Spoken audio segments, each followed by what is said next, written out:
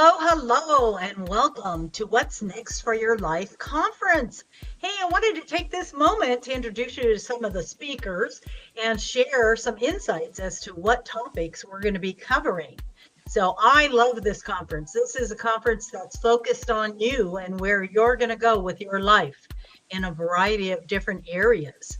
So, definitely hang tight and we'll get going on the introducing some of the people, but also want to let you know this is your last day to get a discount on the tickets, and we'll talk about that some more as we wrap up the session. But let's go ahead and look at our cast of characters that are here today. So there's a little QR code that'll take you right to that discount that you'll get. And this conference you definitely want to attend. So let's get started. And we're going to start with, I'm going to be moderating the conference. So you're going to see me. I'm going to be the funny character that stands up and keeps things flowing. But I wanted to take a moment to introduce you to Marvis. Marvis is going to be our trainer, and she's going to be providing a lot of the real meat to the session, things that allow you to walk away and have some action plans going. So Marvis, I want to ask you some questions. Okay, Marilyn, ask me these questions. Okay, so what's important about calibrating your life? Why would somebody want to come to this conference? Because they need to know that they're important and that they need to take the first steps in taking care of themselves so they can take care of others and their businesses. Great. Okay, so you've attended this conference before, and how has it affected you? What have you been able to do after attending the Calibrate Your Life conference? My cup has just overflowed. I have been able to fill my cup and then it has overflowed to other people. And I'm just so excited about living and just having a good time. And now I truly feel like I am the chief fund officer. Great. That's so awesome. So when you look at what you're going to be doing, you're going to be providing the training. What do you think people will get from the training that you're going to provide? What can we expect? The training gives them a chance to reflect on the speakers' comments and the golden nuggets that they're going to provide, and then be able to just put them up and wrap them in a bow so that they have so many different takeaways that they're going to be excited about joining the community and doing all of the things that I know that our presenters are going to share with them. Well, great. Well, thanks. Thanks for sharing. We'll be back. I'll drag you up for some more personal questions. I'm not sure what they'll be yet, but I did want to move on. We have two speakers here, and I wanted to have Hollis and Mindy share their insights for their topics. So we're going to do it kind of jointly. So first off, we've got Hollis is going to be talking about career and how that's so much of a big part of your life. And then Mindy is covering lifestyle, and they'll be participating in panel discussions as well as they'll have breakout rooms. So when you think about your section, your topic, Hollis, why is the topic important, or why does it have an impact on calibrating your life? Because your career is your passion. It should be your passion. If it's not your passion, it should be your passion. So it's what you do on a regular basis, and it just should make you happy. So that's why it's just so important. Just want to kind of get in. If anybody's off kind of with that vibration, it's a matter of getting people back on track. Yeah. Yeah, I mean, I mean, how many hours do we spend on our career? You know, Right. unfortunately, too many. So Mindy, what about you and lifestyle? Why is that topic so important to calibrating your life? I think kind of like what Hollis was saying, or not kind of, but like Hollis was saying with career, our lifestyle is all of the things that we put into it, and that can end up being really overwhelming. And there's a lot of noise in the world. I don't know if anyone else has noticed that. And for me, as an introvert, sometimes I have a hard time tuning all of that out. But it's really in looking at your lifestyle and looking at what your values are and how you can create boundaries that help you to live with that authenticity, integrity, and really tap into that passion. All of those things make a difference in the way that you can find joy in your life and feel like you're really living up to the type of life that you want to have. Okay, well, cool. So I'm going to stick with you, Mindy. So how has this topic, so how have you taken what you just said and actually calibrated your life with it, with your thoughts? I think it's easy to get lost I'm going to say in the weeds or in the jungle of all of the different ideas and thoughts and just the noise out there, like I had shared. And so, one of the things that I've really had to do over the years to be able to keep my sanity, first of all, because, it can be really overwhelming. And sometimes, with people who have mental health issues too, you look at that, and I think some of it the weight of all of that can really just bog you down. And so one of the things that I've learned to do is to look at where am I saying yes and where am I saying no, and understanding I have my shirt on today that says kindness is magic, and kindness is one of my key core values. And so when I think about that, it's really kindness takes a lot of strength, and it's not necessarily being nice. It's being clear, and part of that clarity comes from boundaries, and that's what I'm learning to do for myself. Not always be the yes girl, but to also be the yes and no girl, saying no to some things so I can say yes to other things that have meaning to me. Yeah, and my problem in that area is not so much other people, but saying yes to me. It's like, oh my gosh, my expectations of what I should be able to get accomplished, and why am I not getting it all done? And shame on me. And so it's sometimes stepping back and saying no to myself and all those expectations that I put on myself. Um, Definitely for lifestyle. I'm like, go, go, go, go, go, go, do, experience, experience. I want to do it all. My gosh. Oh, well. So, and it's the same thing. It's the same thing for Hollis. Same thing with career. I wanted to do it all in my career too, while I was doing everything else in my lifestyle. So how about Hollis? How about you? How have you taken and looked at what you're going to be presenting for career, and how has it actually contributed to you calibrating your life? This is going to be such a great conference because so many things that you just said, Mindy, are like, we're just so in alignment. Um, how has it kept me there? It's been a journey. And I think this is really just talking about the authenticity of everything. So, being an art teacher for 30 plus years and then making a transition to being an entrepreneur and what that looks like, and then really honing in on my message and what I'm passionate about, and how I live my life is a direct reflection of the career and the business that I create and what my values are, and what I want and what I want to offer to the world. So it's honestly, it's been a journey. And I think it's important for people to recognize that in what you choose to do, um, it doesn't always have to be set in stone. There's space for transition and transformation and figuring things out. I think that people need to understand that and know that. Yeah. I think one of the lessons I learned at Intel, which is there were a lot, I spent quite a few years there, but it was looking at things and, we always want to have 100% correct, 100% perfect at everything we do. And the reality is there's not value in that, because the cost to get to that 100% is too much.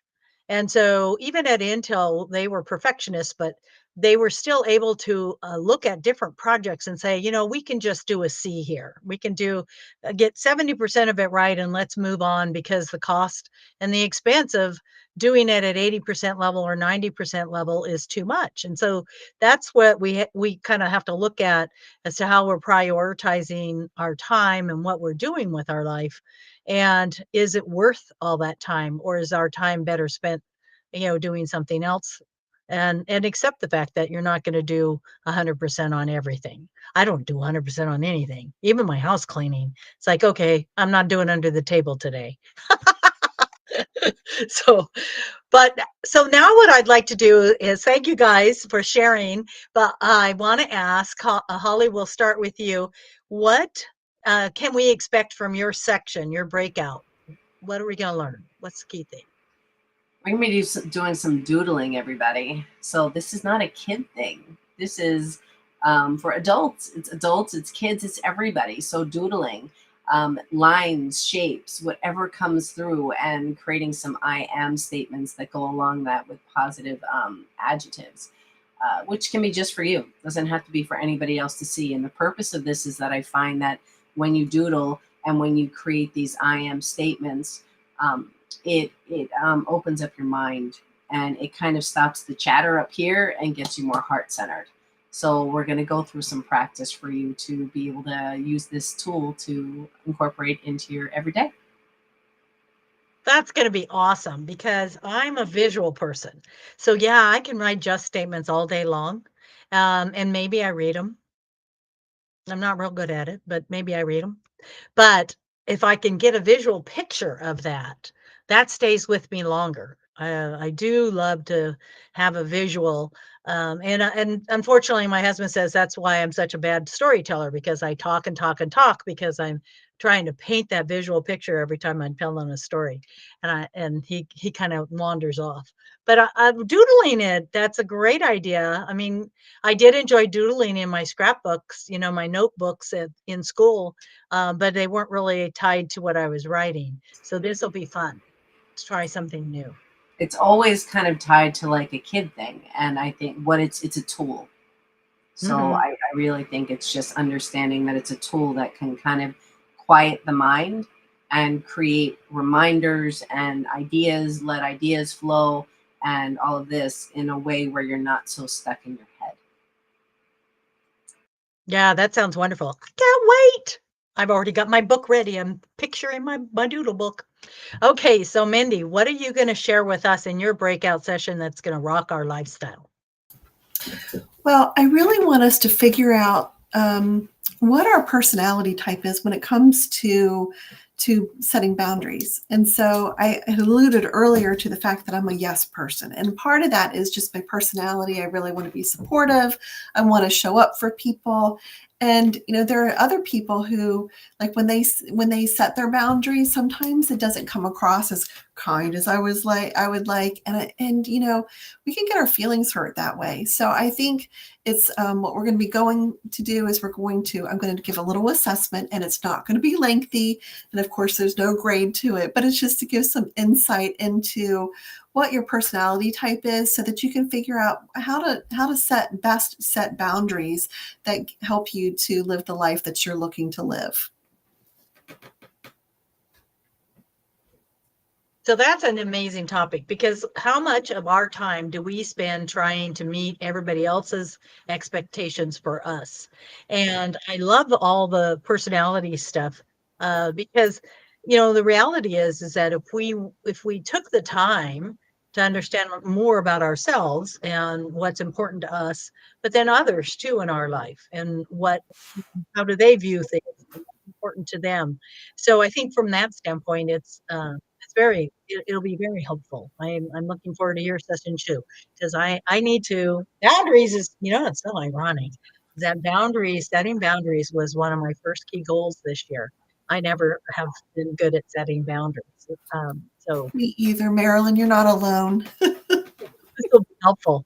So, hey, I wanted to take just a few more moments to be able to have all of us maybe chime in a little. Some of our other topics, our presenters aren't here right now, but we will be starting off the conference with self-care. And that, to me, is really important, because you got to start with yourself. And if we take care of ourselves, then we're fully here to be able to take care of others. So I'm just going to go around the screen that I have in front of me. So Hollis, what are your thoughts on self-care and its importance to life calibration? It's key to everything. And I'm a work in progress with this. Being part of this community has been amazing because people have said, Hollis, you need to take a break. I'm like, can I just push through? And because that's been something that I'm used to doing. So it is having that community around you to remind you. But besides, self-care it's everything, because your body, your mind, something is going to break down eventually if you don't take care of yourself. So you might as well be proactive. Okay, Marvis, what do you think? What are you going to get out of self-care at life calibration? I am getting out of it how to establish my routine so that I have a good AM and a good PM routine that reminds me of the reason why I do what I do in during those days. So I'm excited. All right. Okay, and Mindy, what impact does self-care have on you and calibrating your life?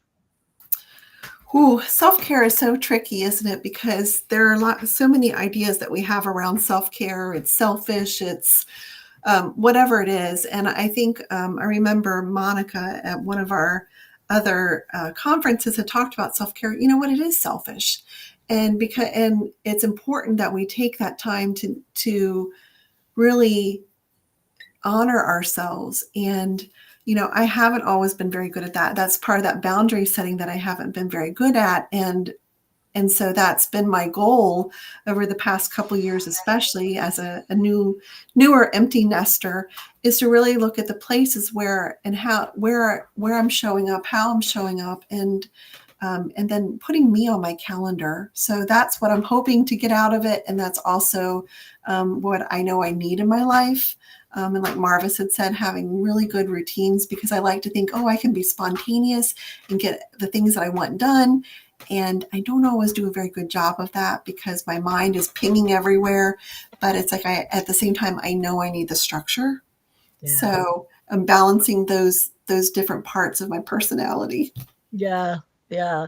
So I know I always had people say, oh, you got to take care of yourself. You got to be around to take care of your kids. And they, of course, were always thinking about health and fitness. But I think there's so much mental that if I really liked what you said, how we show up depends upon how we care for ourselves first. And, if we're not taking care of ourselves, then we're not showing up to the full potential that we are. So the next topic is romantic partnership, and that's going to be Rick and Lisa joining us on conference day. And again, another key element of your life. And so just quickly, if you could say one tip on what you think that calibration is for your partnership. Go ahead, Holly. What do you think's going to be important? So many things that are important. It's connection. So establishing that connection and having the boundaries of the self-care of the time to create that connection with your partner, it's key, and it can often get overlooked and get put on the back burner. So I'm really looking forward to there. Yeah. Yeah. Okay, Marvis. I know, I always challenge you on your relationships.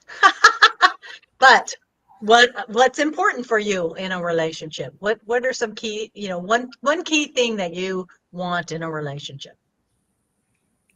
Trust and honesty. Nice, nice. That's really important.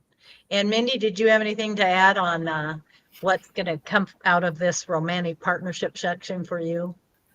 I think really looking at our partners as partners and not as enemies, because sometimes we get so busy in the day to day that we can treat our partner like an enemy. And I remember my husband stopping me one day, and he's like, and we've been married almost 30 years now, and he had said to me, I'm not your enemy. And I'm like, but I'm not treating you like my enemy.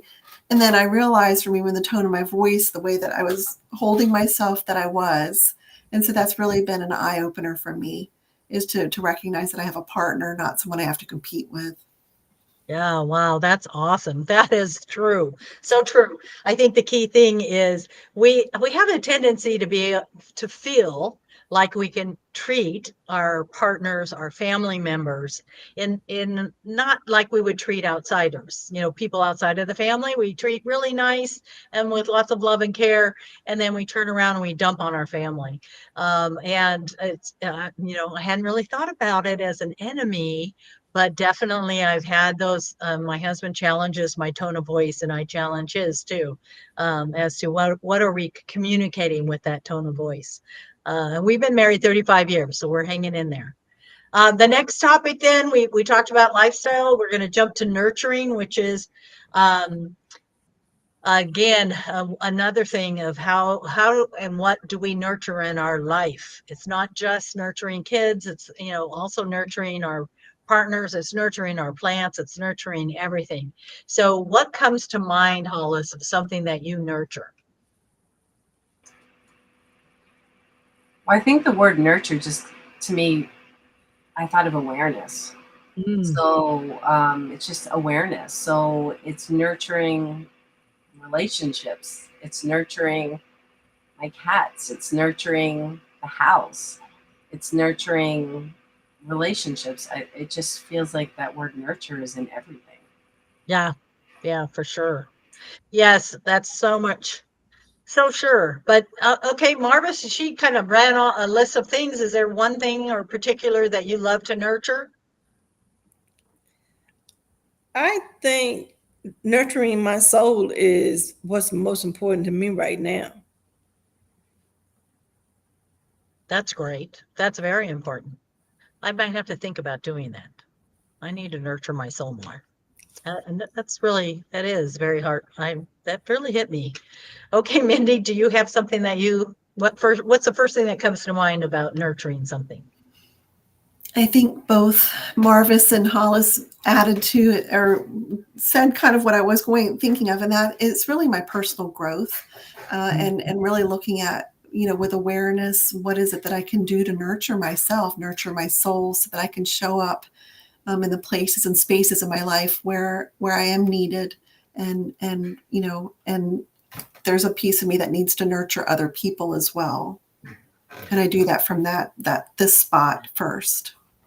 Yeah, I'm going to spend a lot of time nurturing my grandkids because I've got one and I've got two more coming in the fall. Woohoo, can't wait.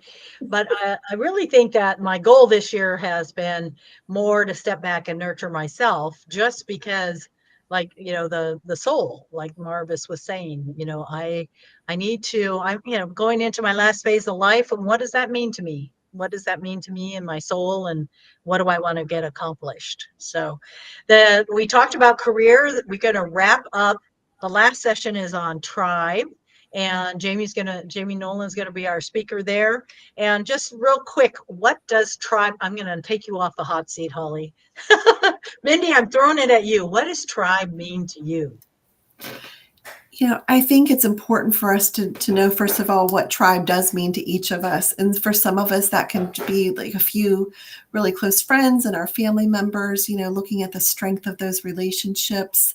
It's also our connections, you know, so depending on whether we're more introverted or extroverted, you know, that we can look at different places for those tribe members to come in.